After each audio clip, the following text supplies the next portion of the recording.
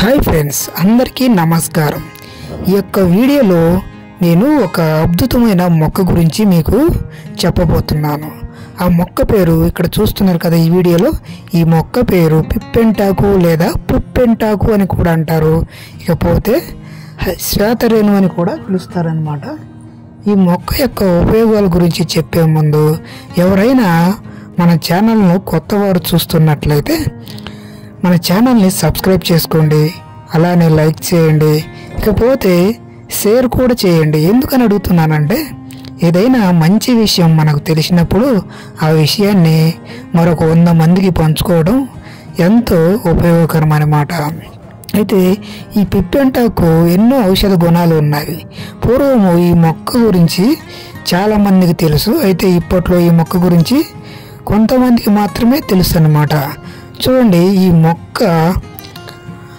యొక్క మొక్క ఆకులు పలచగా గీతలు గీతలు కలిగి మృదువుగా ఉంటాయన్నమాట. ఈ మొక్క యొక్క పూత కూడా పచ్చగా ఉండి అందులోనే మన గ్లాసుల మాదిరిగా ఎత్తుగా పెరుగుతాయన్నమాట. చూడండి, ఈ మొక్క పలచగా ఉండి ఎంతో ముద్దుగా ఉండి మనం తాకడానికి ఎంతో ఇష్టంగా ఉంటుందన్నమాట. ఈ మొక్క యొక్క కాండం కూడా పొడవుగా సన్నగా ఉంటుంది. అయితే ఈ మొక్క చిన్న తొలకరి వాన పడగానే మన ఇంటి పక్కల చుట్టుపక్కల మొలుస్తూనే ఉంటుంది. పైగా ఇది ఎడారి మొక్క. వాగులల్లో అలానే చాలాలో గెట్లమ్మటి కూడా ఈజీగా ఇది మొలవగలదన్నమాట. ఈ మొక్క యొక్క మొట్టమొదటి ఈ పిప్పెంటాకు అనే పేరు వచ్చింది కదా. మొదట దీన్ని పంటికి సంబంధించిన పంటి నొప్పికి ఉపయోగిస్తారనమాట.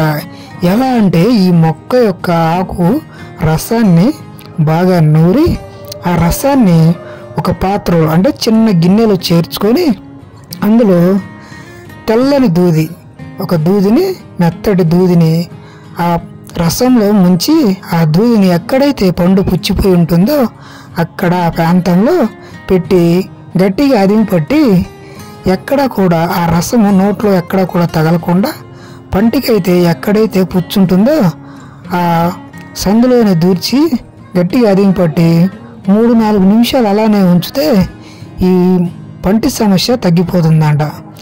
చూడండి, ఈ మొక్క ఇంకా ఎన్నో రకాల మొండి రోగాలు అంటే ఎంత వైద్యం చేసిన తగ్గని రోగాలను కూడా అది తగ్గించే శక్తి కూడా ఈ మొక్కకు ఎక్కువగా ఉందన్నమాట.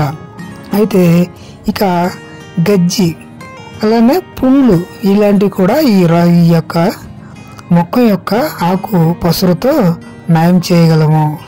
చూడండి ఫ్రెండ్స్, ఈ యొక్క మొక్క మన చుట్టుపక్కలనే ఉంటుంది, కానీ కొన్ని విషయాలు చాలామందికి కూడా తెలియదన్నమాట. ఇటువంటి మొక్కలు మన ఈది చివరిలోనూ మన ఇంటి వెనకాలనే ఉంటాయన్నమాట. చూడండి, పిప్పెంటాకు అనేది ఇప్పటి నుంచి ఇది మన ఆయుర్వేదంలో లేదు. ఎన్నో సంవత్సరాలు మన పూర్వీకుల నుంచే ఇది ఆయుర్వేదంలోకి వాడబడిందనమాట. చూడండి, పిప్పెంటాకు పలచగా మొక్కలు కలిగి లేత ఆకుపచ్చలతో పసుపు పచ్చలతో ఉంటాయన్నమాట. చూడండి, ఇది గుబురుగా పెరిగే మొక్క కూడా కాదు. ఆకులు మాత్రం కొంచెం పతలాగానే ఉంటుంది. ఆకుల పైన సన్నని గీతల్లాగా రెమ్మలు ఉంటాయి. దీని కాండం మాత్రం పొడవుగా ఉండి గుబురుగా పెరుగుతుంది అనమాట. ఆకులైతే పలసాగున్నా చెట్లు ఒక గుబురులాగా పెరుగుతాయి అన్నమాట. సో ఫ్రెండ్స్, ఈరోజైతే నేను ఇంతవరకే చెప్పాలనుకుంటాను. ఇక మీదట ఏదన్నా తెలిస్తే ఈ మొక్క గురించి మీకు మరొక వీడియోలో తెలియజేస్తాను. సో ఫ్రెండ్స్, వీడియో నచ్చితే లైక్ చేయండి, షేర్ చేయండి, మన ఛానల్ను తప్పకుండా సబ్స్క్రైబ్ చేసుకోండి. మన village Telugu channel. So friends, like this video.